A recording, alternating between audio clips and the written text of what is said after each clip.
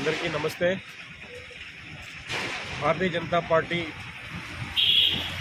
ఈ వచ్చే మే 13 నాడు ఎలక్షన్లో కాంటెస్ట్ చేస్తున్న అభ్యర్థులందరికీ కూడా విజయం దిశగా అడుగులేస్తున్న సందర్భంగా శుభ అభినందనలు చెప్తూ వాళ్ళ గజ్వేల్ పట్టణం నుంచి మీకు ఇంతకుముందు నుంచి చెప్తున్నట్టుగా గజ్వేల్ మెదక్ పార్లమెంట్ స్థానానికి తర్వాత తెలంగాణ ప్రాంతానికి గుండెకాయ లాంటిది, ఇది కుంభస్థలం లాంటిది।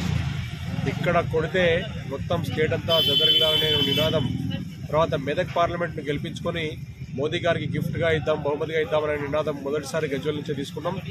ఆ శుభ అయితే మనం గుడ్ ఇనిషియేటివ్ తీసుకున్నాం, అప్పటి నుంచి కూడా పబ్లిక్లో రెస్పాన్స్ బాగుంది। నరేంద్ర మోదీ గారు గత 10 సంవత్సరాల్లో సాధించిన విజయాలకు ప్రజలు బ్రహ్మరథం పడుతున్నారు। వచ్చే మే 13 నాడు ప్రజలందరూ కూడా వచ్చి కమలం పువ్వుపై ఓటేసి బీజేపీ అభ్యర్థులను గెలిపించుకోవాలని కోరుతూ ఇవాళ 2వ తారీఖు వచ్చే 2వ తారీఖు తర్వాత 3వ తారీఖు అక్కడి నుంచి గజ్వేల్ కాన్స్టిట్యూన్సీలో విరివిగా చాలా ప్రచార కార్యక్రమాలు, అభ్యర్థి ప్రచార కార్యక్రమాలు రఘునందన్ రావు గారు వస్తున్నారు। ముఖ్యమైన విలేజెస్ అన్నింటిలో కూడా బీజేపీ కార్నర్ మీటింగ్స్ పెట్టబోతుంది। గత 10 సంవత్సరాల్లో మోదీ సాధించిన విజయాలు, భారతదేశం అభివృద్ధి దిశగా పోవడానికి, గ్రామ స్వరాజ్యం సాధించడానికి మోదీ గారు చేస్తున్న కృషి అవన్నీ కూడా చెప్పడానికి, గత ప్రభుత్వాల వైఫల్యాలు, గత ప్రభుత్వాల మూలంగా గ్రామాల్లో ఉన్న ప్రజలు ఏ విధంగానైతే నష్టపోయారో ఆ విషయాలు విశదీకరించడానికి మేము 3వ తారీఖు నుంచి గజ్వేల్ నియోజకవర్గంలో కార్నర్ మీటింగ్స్ పెడుతున్నాం బీజేపీ ఆధ్వర్యంలో।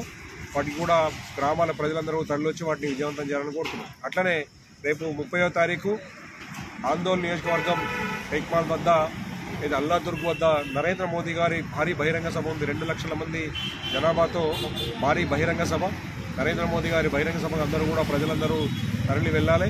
అట్లనే గజ్వేల్ నియోజకవర్గం నుంచి కూడా ముఖ్యమైన కార్యకర్తలందరూ కూడా ఆ ప్రోగ్రాం వెళ్ళాలనేది।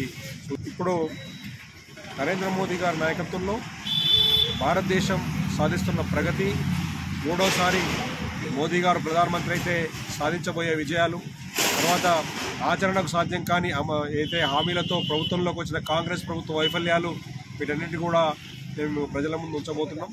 కాబట్టి ప్రజలందరూ కూడా వచ్చే 2వ తారీఖు నుంచి కూడా ఈ ప్రోగ్రామ్స్లో, ఈ ప్రచార కార్యక్రమంలో భారీగా పాల్గొని విజయవంతం చేయాలని కోరుతున్నాం। భారత్ మాతాకి జై।